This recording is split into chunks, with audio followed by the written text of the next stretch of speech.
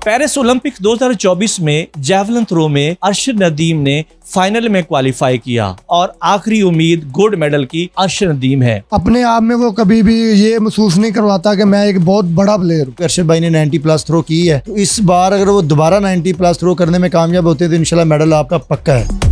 माँ जी 2021 और 2023 में भी हम यहाँ इकट्ठे हुए जब अरशद भाई फाइनल में पहुँचे और आज 2024 में फिर वो फाइनल में पहुँचे हुए हैं।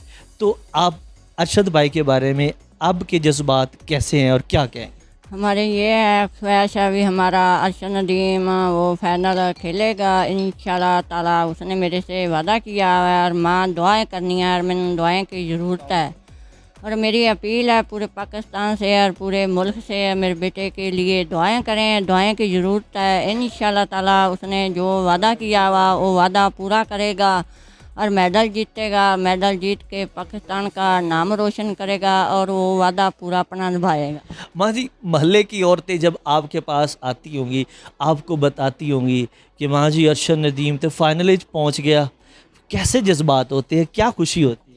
बेटा बहुत खुशी होती है। अभी हमारे आंढ गुआंढ वाले सारे वो मुबारकें देते हैं और माँ का तो दिल बहुत खुश होता है। अभी मेरा बेटा देखो माशाल्लाह पाकिस्तान का हीरो है और मैनू मुबारकें देन आ रहे हैं और मैं बहुत खुश होती हूँ और इतनी खुश होती हूँ अपने बेटे के लिए भी क्या बताऊँ मैं। नाज़रीन इस वक्त हमारे साथ अरशद नदीम का छोटा भाई मोहम्मद अली मौजूद है, जो कि अरशद नदीम का प्लान है कि फ्यूचर में ये पाकिस्तान की नुमाइंदगी करेगा। अरशद इसे खुद ट्रेन कर रहा है, तो हम इनसे बात करते हैं। अच्छा अली मुझे बताएं, अरशद नदीम आप पाकिस्तान के लिए ओलंपिक्स में फाइनल में क्वालिफाई कर चुका है, आप इसके बारे में क्या कहेंगे और आपके फ्यूचर के क्या प्लान है बकौल जो अरशद नदीम कहते हैं कि ये फ्यूचर का पाकिस्तान का स्टार है? जी अल्हम्दुलिल्लाह मुझे फ़ख्र अपने भाई पे। तो फ़िलहाल मैं अपने फ्यूचर की बात तो फ़िलहाल बाद में करूँगा।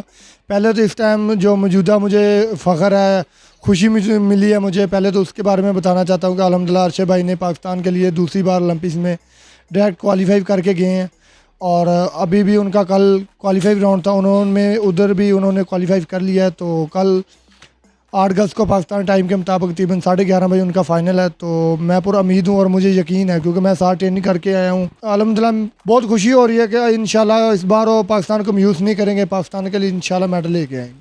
अच्छा अरशद जब आपको ट्रेन करते हैं तो आपको क्या कहते हैं, आपके जज्बात को कैसे उभारते हैं, अपनी फीलिंग्स वो कैसे बताते हैं, क्या कहते हैं?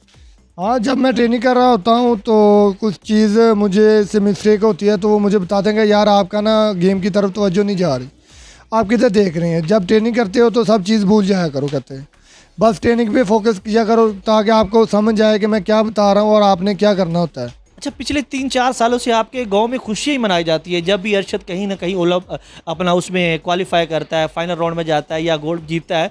तो आपके गांव में ये जो रौनकें हैं, ये जो बहाल है, इसके बारे में आप क्या कहते हैं, गांव वाले आपको क्या कहते हैं?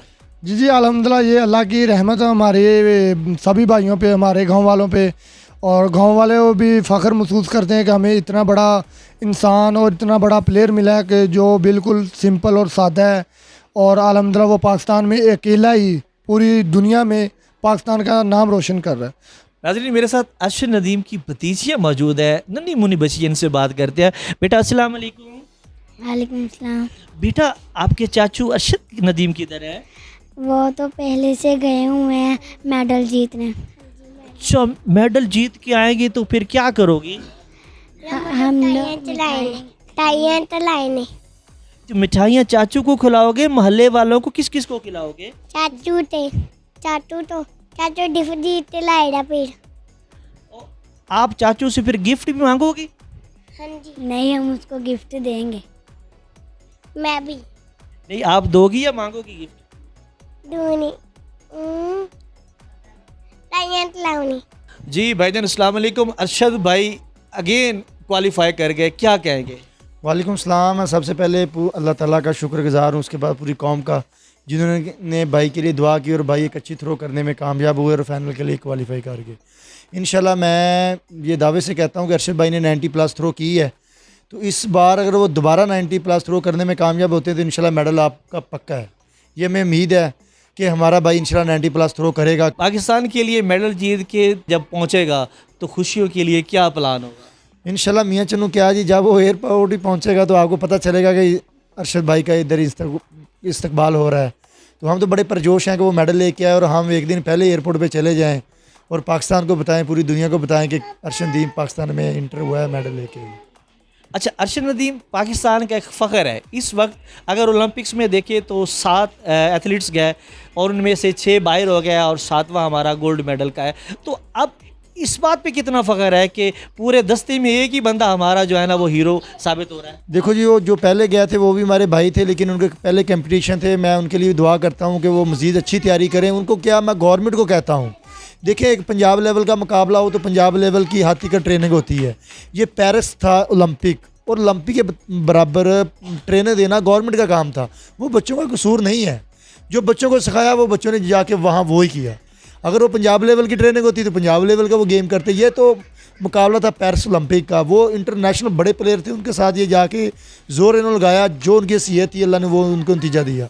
मैं बच्चों को कुछ नहीं कहता, मैं गवर्नमेंट से अपील करता हूँ, अगर बच्चों में काबिलियत है कि वो ओलंपिक्स में जा सकते हैं तो बराए मेहरबानी है, जैसे किरण को आप तरजीह देते हैं, उन बच्चों को भी तरजीह दें ताकि वो ओलंपिक में जाएँ और मेडल भी लेके आएँ।